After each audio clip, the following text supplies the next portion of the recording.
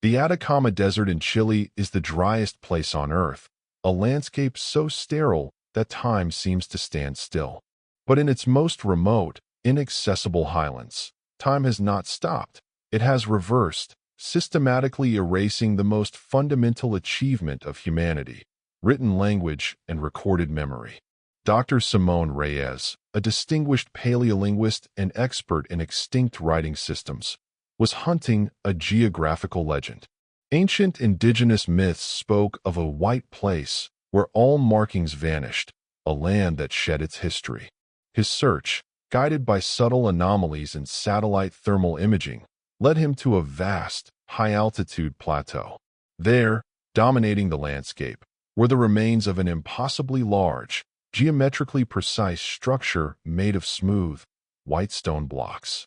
It was a ruin of unknown origin, defying all known pre-Columbian architecture. Simón entered the structure. The air was bone-dry, scorching hot, and charged with a subtle, electric pressure. The interior walls were smooth, white, and completely blank.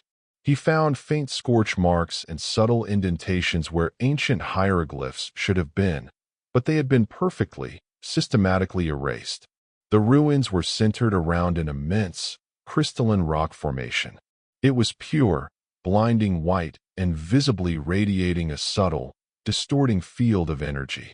This formation generated the cognitive null field. Simón realized the horrifying truth. This was not a natural geological feature or a ruin. It was a machine, a device that actively consumed all forms of recorded information: written language, digital data, pictograms, and even the complex codes of DNA. All were reduced to a state of tabula rasa, blank slate. The Atacama was not naturally sterile. It had been wiped clean. The entire area was a zone of oblivion, where no data could be stored, and the environment itself was reverting to a state before human language existed. Simón began his analysis, placing instruments and artifacts within the field's influence. The results were terrifyingly consistent. He placed an ancient, leather-bound journal, a priceless artifact containing one of the last known examples of an extinct Andean script, on a stone table near the crystalline formation. He watched, horrified, as the pages actively began to bleach themselves white. The iron gall ink lines dissolved into vapor and dissipated silently. Within an hour, the pages were pristine, white, and utterly blank. Even the intricate texture of the leather cover began to smooth out, becoming featureless. The effect was not decay, it was active erasure. Simón's modern equipment fared no better. A small digital tablet resting on the ground suffered immediate data corruption. The displayed text violently shifted and resolved into random, meaningless geometric shapes before resetting to a blank white screen. The null field was attacking the fundamental structure of information, reducing it to its base, unusable components. The null field required energy to maintain the state of tabula rasa, and it consumed the entropy of data, the inherent complexity and chaos of stored information. He found the scattered, brittle logs of a Chilean scientific expedition from the 1970s that had briefly studied the site. The expedition leader, Dr. Helena Cruz, had written her final entries on stone slabs, believing the hard material would resist the field. Cruz wrote, "It attacks complexity. It demands simplicity. It seeks the state of zero data. It is not forgetting, it is unknowing." Cruz's final, unfinished sentence was interrupted by a desperate drawing, a self-portrait where her face was a terrifying, perfect blank slate. The anomaly soon targeted the most complex form of data storage, the human mind. Simón was losing his ability to read. At first, it was subtle. He would look at a word, desert, and for a brief moment, the connection between the sequence of letters and the concept would dissolve, leaving only meaningless shapes. This progressed to his own handwriting. When he looked at notes he had just written, the words seemed unfamiliar, alien, and syntactically meaningless. His internal memory of language was being systematically attacked by the null field. The field was erasing his stored memories of language, written characters, and complex cognitive structures. the very desert environment began to revert. The individual sand grains directly beneath the crystalline formation were losing their coloration and unique shape, turning into fine, uniform, brilliant white powder. The process was reducing the chaotic, complex composition of the desert floor into a pure, featureless, zero-entropy substance. Simón realized that the crystalline formation was the heart of a cosmic-level cleaning mechanism, relentlessly striving to revert the local reality to a state before information, language, or complex life existed.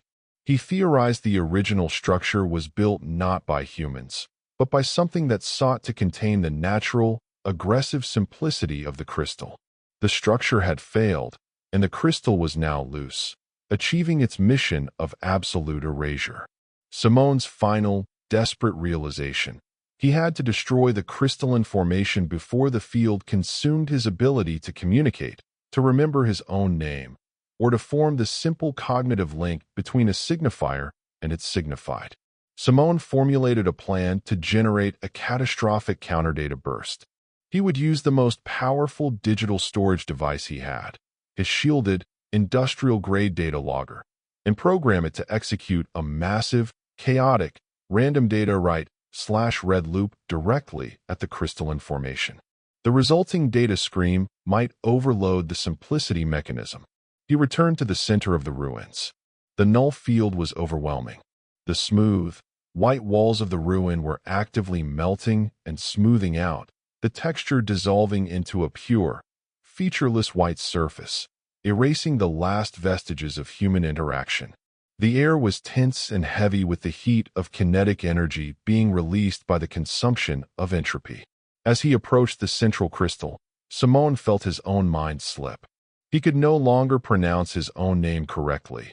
It dissolved into a sequence of meaningless phonemes. He looked at his hands, and the concept of hand momentarily vanished, leaving only a complex, confusing set of biological components. He reached the crystalline formation. It was violently vibrating and radiating a blinding, white energy pulse.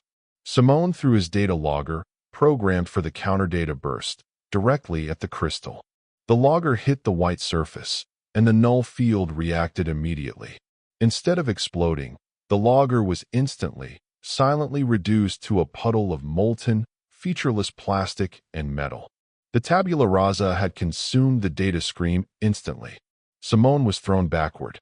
The crystal began to pulse with terrifying intensity, generating a massive energy wave that struck the white stone walls, which rapidly dissolved into a cloud of fine, white, zero-data dust. The final collapse was imminent. In a last, chaotic move, Simón seized a heavy, blank stone slab, one of the remnants of Cruz's failed record, and used the last vestige of his kinetic memory to smash it against the crystal.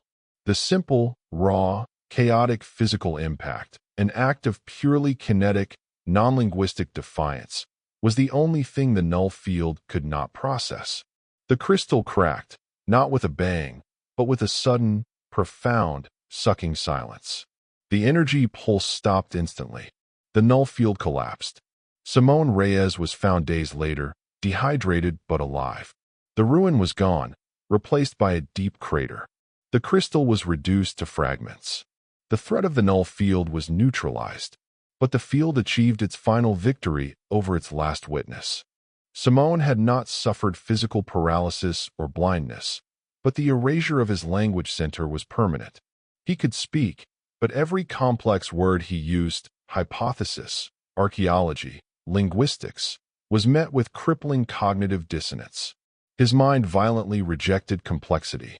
He was functionally reduced to a vocabulary of under 100 simple, essential words.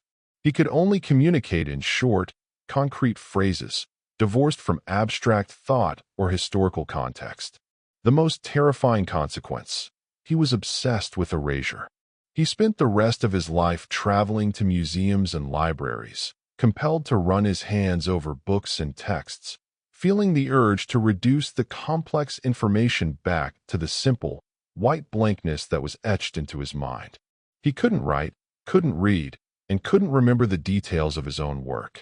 The ultimate horror of the desert that forgot its name wasn't the data it consumed, but the simplicity it imposed on the man who escaped the zone of oblivion.